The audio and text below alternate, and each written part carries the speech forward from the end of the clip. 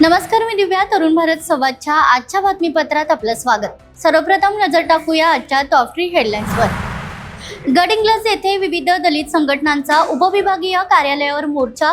अनुसूचित जातीच्या 13% आरक्षणात अ ब क ड उपवर्गीकरणाची मागणी. सरूटच्या केळवताची बाग परिसरात बिबट्याचा थरार. बिबट्याला पकडण्यासाठी गेलेल्या वन विभागाच्या पथकावर हल्ला. कळंबा ग्रामदेवत श्री महालक्ष्मी अंबाबाई यात्रेला उत्साहात सुरुवात. श्री कात्यायनी देवी भेटीचा पारंपरिक पालखी सोहळा भक्तिमय वातावरणात पार. आता पाहूया ठळक बातम्यांचा सविस्तर आढावा.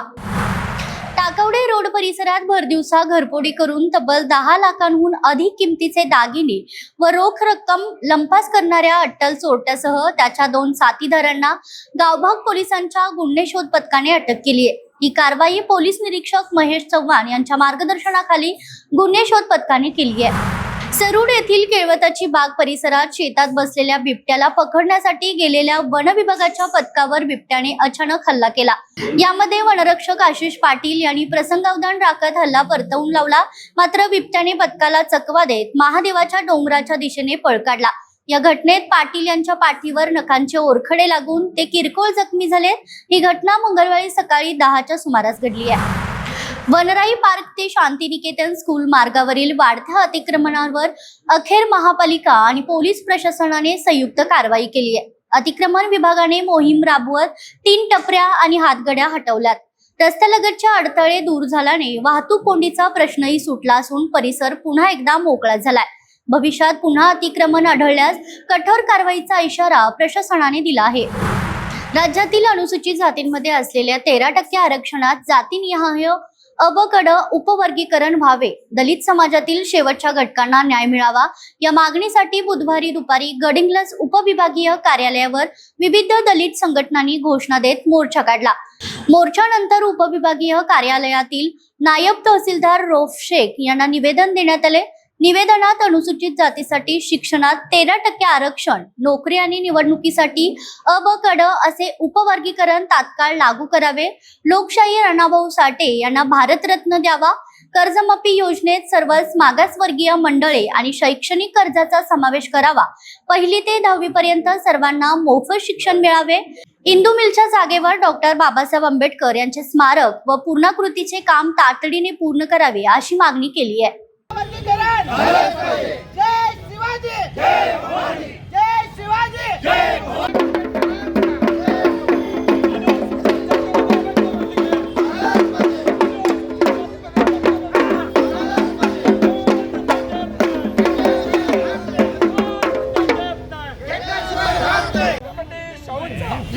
छत्रपती शिवाजी राजांचा, लोकशाही अण्णाभाऊ साठेंचा, गौतम बुद्धांचा, महात्मा बाबासाहेब आंबेडकरांचा, महात्मा ज्योतिबा फुलेंचा, महात्मा ज्योतिबा फुलेंचा, लोकशाही अण्णाभाऊ साठेंचा, लोकशाही अण्णाभाऊ साठेंचा, अनुसूचित जातीमधील अ ब क ड आरक्षण, अनुसूचित जातीमधील अ ब क ड आरक्षण, अनुसूचित जातीमधील अ ब क ड आरक्षण.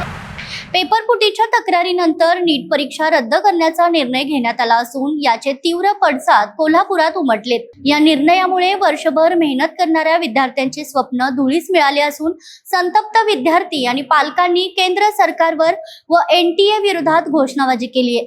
हे सरकार किती दिवस विद्यार्थ्यांच्या भविष्याची आणि जीवाशी खेळणार असा संतप्त सवाल विद्यार्थ्यांनी उपस्थित केलाय. त्यापैकीच एका विद्यार्थ्याची प्रतिक्रिया पाहूयात. नमस्कार सर, मी आदित्य तानाजी सावंत, गाव कुसगाव, तालुका शिराळामध्ये राहतो. मी आत्ताच झालेली 2026ची म्हणजेच 3 मे 2026ची नीटची एक्झाम दिली होती. काल 13 मेला असं समजलं की तो नीटचा पेपर 1 मेलाच म्हणजे 2 दिवस आधीच एक्झामचा फुटला होता. म्हणजे तो टेलिग्रामवरती अवेलेबल होता. तर कशासाठी तुम्ही ट्विट करताय की layers of security, 0 margin of error, हा पेपर अवेलेबल कसा झाला? तर तुम्ही NTA सोडून दुसरा कोणाकडे हा पेपर भेटत पण नसतो. तर हा पेपर आला कुठून टेलिग्रामवरती? अजून किती दिवस मुलांच्या स्वप्नांची खेळणार? पंचगंगा नदीसह जिल्ह्यातील अनेक नद्यांमध्ये मोठ्या प्रमाणात गाळ साचल्याने नदीपात्रात बेटे तयार झाली आहेत. त्यामुळे नदीचं पात्र अरुंद आणि उथळ बनत असून पावसाळ्यात पाणी लवकर गावांमध्ये शिरत असल्याची चिंता व्यक्त होतीये.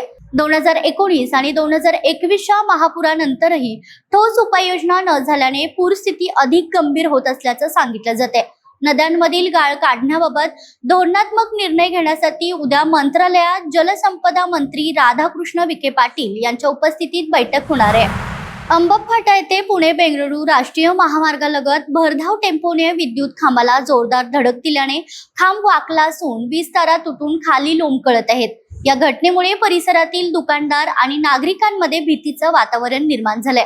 तुटलेल्या तारांमुळे मोठा अपघात होण्याची शक्यता व्यक्त होत असून महावितरणने तातडीने दुरुस्ती करावी अशी मागणी नागरिकांमधून करण्यात येते.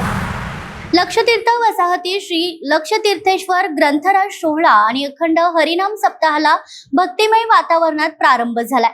छत्रपती शाहू महाराज चौक ते मुख्य मार्गापर्यंत भव्य मंडप उभारण्यात आला असून पहाटेपासूनच काकडा भजन, ज्ञानेश्वरी पारायण, हरिपाठ आणि कीर्तन सेवेला सुरुवात होतीये. गुरुवारी सकाळी काला कीर्तनाने सोहळ्याची सांगता होणार असून गुरुवारी महाप्रसाद वाटप करण्यात येणार आहे. या उपक्रमासाठी स्थानिक तरुण मंडळे, भजनी मंडळे, मध्यमवर्गीय रहिवासी आणि छोट्या व्यावसायिकांचे मोठे सहकार्य लाभले.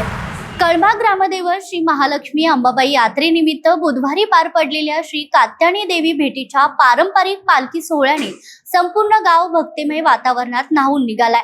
महालक्ष्मीच्या नावानं चांगभलच्या जयघोषात हजारो भाविकांच्या उपस्थितीत हा सोहळा अत्यंत उत्साहात पार पडलाय. पारंपरिक वाद्याचा गजर, फुलांच्या पायघड्या, रांगोळ्यांनी सजलेला मार्ग आणि भक्तांचा उत्स्फूर्त सहभाग यामुळे यात्रेला विशेष रंग चढलाय.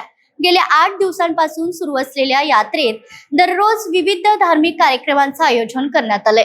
गुरुवारी होम हवन आणि हनुमान भेटीचा पालखी सोहळा होणार असून शुक्रवारी महाप्रसादाने यात्रेची सांगता होणार आहे. या धार्मिक कार्यक्रमांना मोठ्या संख्येने उपस्थित राहण्याचं आवाहन मंदिर ट्रस्टच्या वतीने करण्यात आलंय. यात्रेमुळे कळंबा गावात उत्साहाचं आणि भक्तीचं वातावरण निर्माण झालं असून परिसरातील भाविक मोठ्या श्रद्धेने देवीचे दर्शन घेण्यासाठी गर्दी करतायत. तर या होत्या आजच्या जिल्हाभरातील ठळक घडामोडी. अशाच वेगवान आणि अचूक अपडेटसाठी पाहत रहा तरुण भारत संवाद कोल्हापूर. चॅनेलला सबस्क्राईब करा आणि बेल आयकॉन क्लिक करायला विसरू नका. पुन्हा भेटूया उद्याच्या बातमीपत्रात. तोपर्यंत नमस्कार.